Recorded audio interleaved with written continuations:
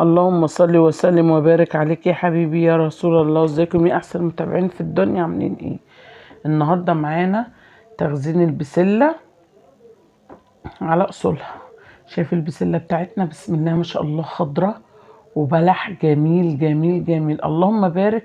دول كانوا 15 كيلو بسله. ماشي، هنمسكهم كده نفرطهم ونخزنهم مع بعض. كل سنة وانتم طيبين. طبعا دلوقتي اوان تخزين البسلة.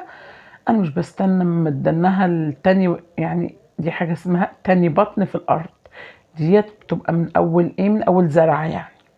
فطبعا جبناها كده من ارضها. وتعالوا نشوف دلوقتي كده، شايفين؟ اللهم بارك، البسلة مليانة مليانة مليانة، الله اكبر. وطعمها كان سكر. طبعا فرطناها كلها، ده كان القشر هنشيله. ادي كمان معانا الحب بتاعنا. اهم حاجه تكوني وانتي بتفرطي البسله تمسكي قرن قرن كده، مش تحطي البسله على القرون وبعدين تفرطي، لا، نمسك قرن قرن نفرطه كده في حاجه نظيفه. احنا مش عايزين ولا حاجات رفيعه ولا ورق ولا الكلام ده كله، عشان لما تيجي تغسليها مش تتعبك.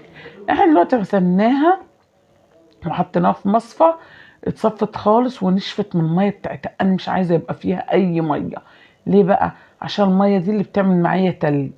انا عايزاها تبقى اجي اطلعها تبقى عامله زي الفرش. يبقى احنا دلوقتي عملنا خزنا البسله اهيت بالطريقه دي. يبقى فرطناها، غسلناها، سيبناها تنشف، عبيناها في الكياس بس، ولا حطينا على نار ولا عملنا حاجه، وبدلناها معايا كده طول السنه.